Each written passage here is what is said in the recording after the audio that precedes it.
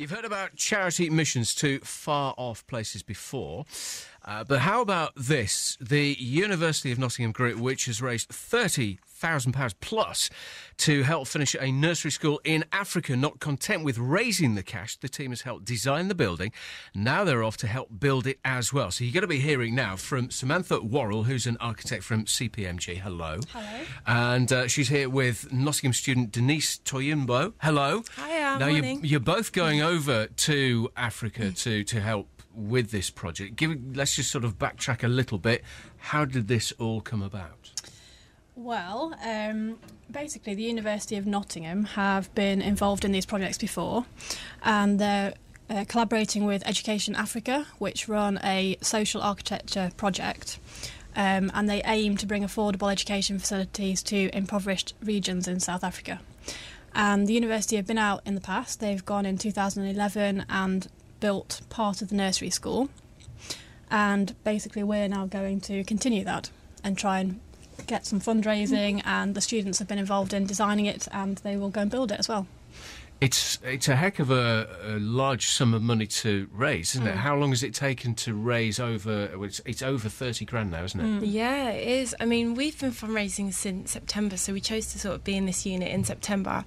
And since then, we've just been doing loads of fundraising activities. I mean, you might have seen us at Light Night, you know, at Market Square. So we were there and we were building up this pallet pavilion thing. And we were all there in onesies with tins and like bake sales and stuff. So, yeah, we've done really well. It has been a bit of a challenge, but I mean, I think end of the day it's so worth it, and it's going to be such a life-changing experience for all of us. And I mean, it has been a little bit difficult doing the fundraising, but we've had like sort of loads of events. We had a night at Coco Tang in town, and that raised about £3,500. We had a dinner at this really lovely Indian restaurant called Mr. Singh's, and he kindly donated about £400 just from one night. So those are just 2 nights that we've done, and it's raised a lot. So yeah, it's been quite good so far. Yeah, it's obviously a long-term project as well. From what you were saying, this has been running for quite some time. Yeah.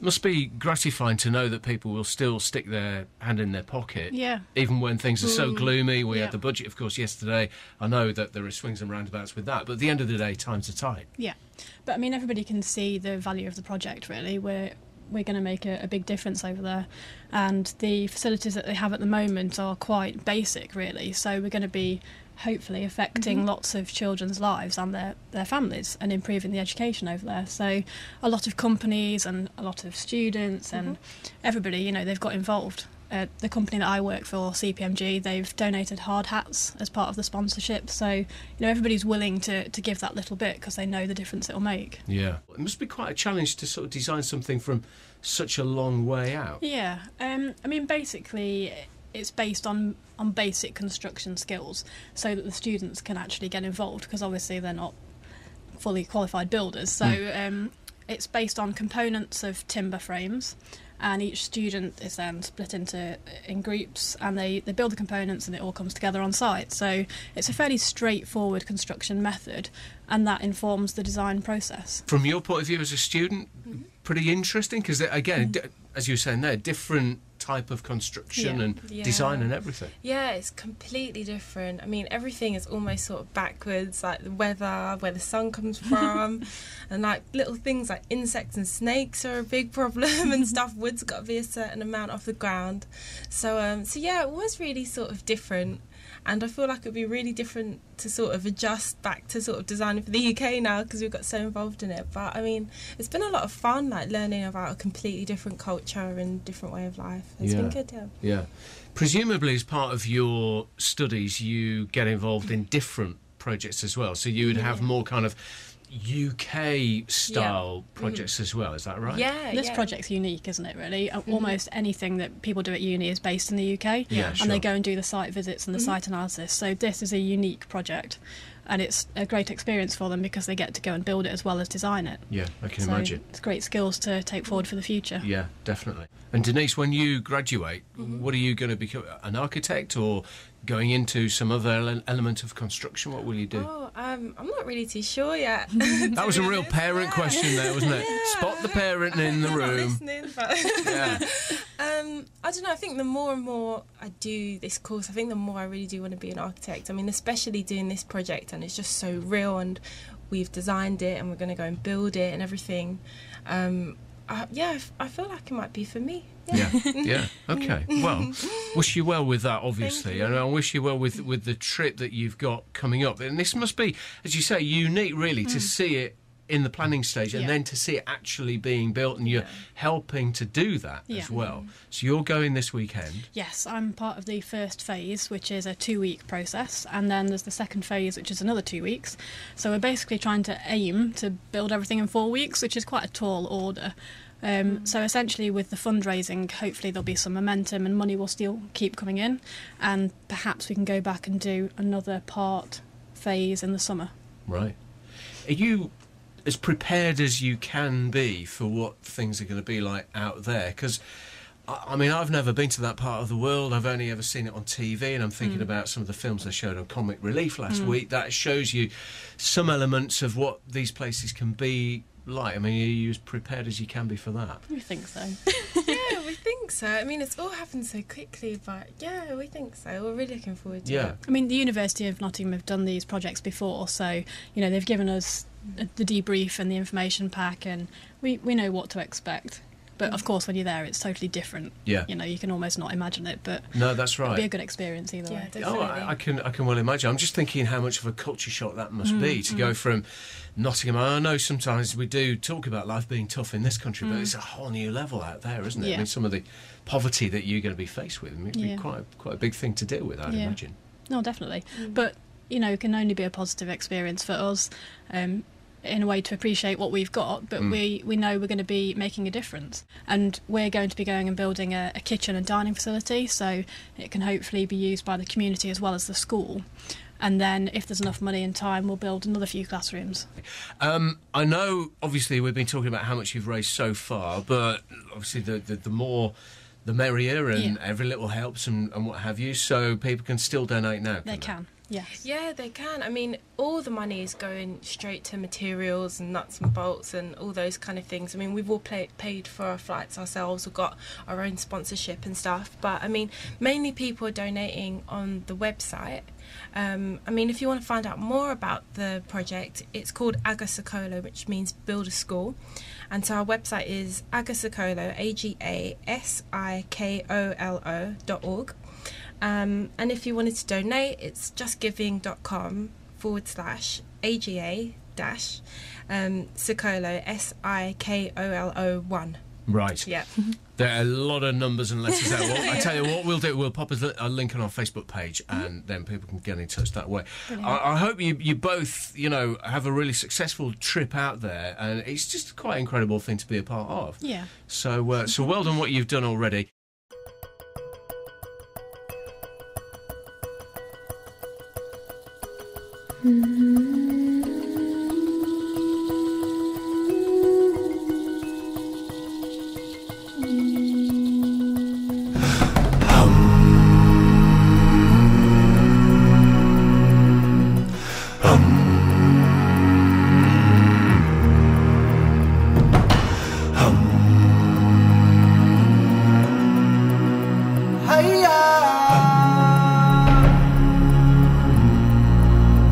Fanda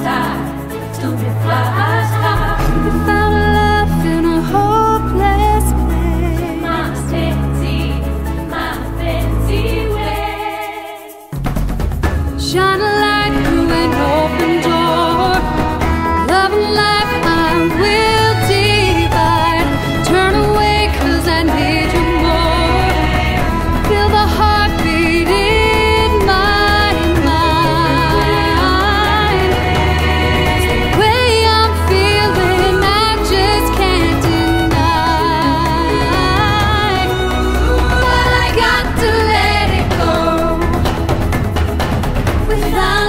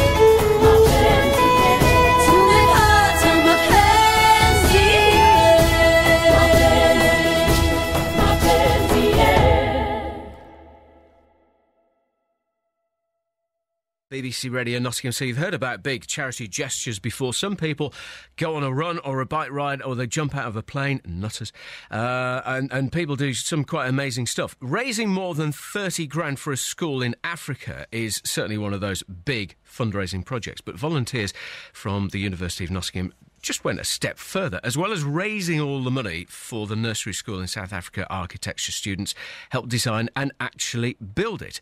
Well, they are back, and Samantha Worrell is an architect from CPMG who's been supporting the team. She's here with University of Nottingham student Denise Toyumbo. Good morning to both of you. Good morning. So you're just back. Well, you've been back for about 3 weeks. Yeah. You were saying, and you've been back for the best part of what, a week? Mm-hmm. Just over a week. Give us an idea. Well, before we get talking about what it was actually like being out there, remind us of how you raised that huge sum of money before you actually went. Oh, well, all the students had a personal target of £1,000 each. So we were all doing different sort of bake sales. Some people shaved their heads. We had a dinner at a restaurant in town. Lots of sort of nights out and stuff like that. So we all had Nights a out target. for students? Yeah. That doesn't sound right. What's going on there? Sponsored night out. I could probably do that. What did you do yourself, Denise?